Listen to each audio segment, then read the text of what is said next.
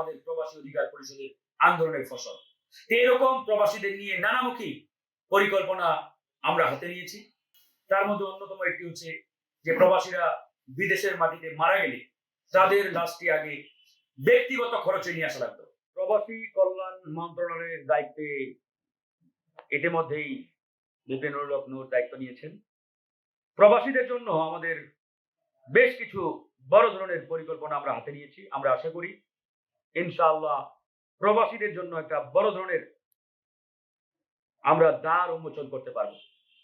বিশেষ করে বিগত সময়ে বিদেশ যাত্রায় প্রবাসীদেরকে যে কারি টাকা গুনতে হতো, এটা আমরা কমিয়ে আনতে চাই।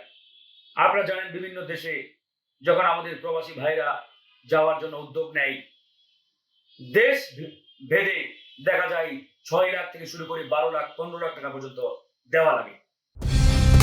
কালার এক্সপার্ট, জর্জ স্যাপ এবং মাইল্ড অন হ্যান্ডস টেকনোলজি সমৃদ্ধ অরিক্স ক্রিস্টাল ওয়াশ আপনার লন্ড্রি এক্সপার্ট। পৃথিবীর ইতিহাসে অন্য কোনো দেশে এত পরিমাণ টাকা আর কোথাও দেওয়া হয় না। তো আমরা এই জিনিসটাকে সর্বোচ্চ লেভেলে কতটুকু কমিয়ে আনা যায় এটা নিয়ে আমরা কাজ শুরু করেছি।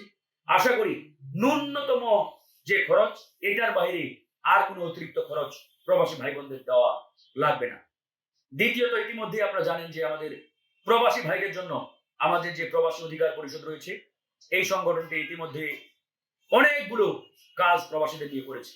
তার মধ্যে অন্যতম একটি হচ্ছে যে প্রবাসীরা বিদেশের মাটিতে মারা গেলে তাদের লাশটি আগে ব্যক্তিগত খরচে নিয়ে আসা লাগতো। এটি এখন সরকারিভাবে নিয়ে আসার যে সিদ্ধান্ত বাস্তবায়ন হয়েছে, এটি আমাদের প্রবাসী অধিকার পরিষদের আন্দোলনের ফসল। এরকম প্রবাসীদের নিয়ে নানামুখী পরিকল্পনা আমরা হাতে নিয়েছি। আশা করি আমরা ধাপে ধাপে সেটি বাস্তবায়ন করতে পারবো। বিশেষ করে বিমানবন্দরগুলোতে প্রবাসীদের সাথে অত্যন্ত জঘন্য আচরণ করা হয়, এই আচরণগুলো ইনশাআল্লাহ বন্ধ করা হবে। এবং প্রবাসের বিভিন্ন রাষ্ট্রীয় যে দপ্তর রয়েছে, দূতাবাস কিংবা হাই কমিশন, এই হাই কমিশন এবং দূতাবাসের কর্মকর্তা কর্মচারীরা আমাদের প্রবাসী ভাই বোনদের সাথে অত্যন্ত বাজে ব্যবহার করেন, জঘন্য আচরণ করেন।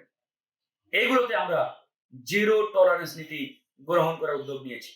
প্রত্যেকটা দূতাবাসের, সেটা অ্যাম্বাসেডর হোক কিংবা অন্যান্য কর্মকর্তা যারা রয়েছেন, তাদেরকে মনে রাখতে হবে যে ওই প্রবাসীদের পাঠানো রেমিটেন্সের কারণেই তাদের বেতন এবং ভাতা হয়। সুতরাং তাদের সাথে চাকরের মতো আচরণ করার কোনো সুযোগ নেই, মালিকের মতো আচরণ করতে হবে। তাই ইনশাআল্লাহ আমরা বিশ্বাস করি আমাদের প্রবাসী ভাই বোন যারা আছেন, আপনারা আমাদের নেতৃবৃন্দের সাথে যোগাযোগ করবেন।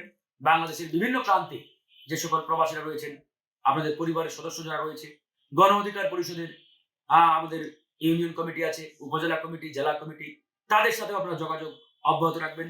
যে কোনো প্রয়োজনে আপনারা অবশ্যই জানাবেন। ইনশাআল্লাহ আমরা আমাদের জায়গা থেকে সর্বাত্মকভাবে আপনাদের পাশে থাকবো, পাশে দাঁড়ানোর চেষ্টা করবো। আল্লাহ হাফেজ।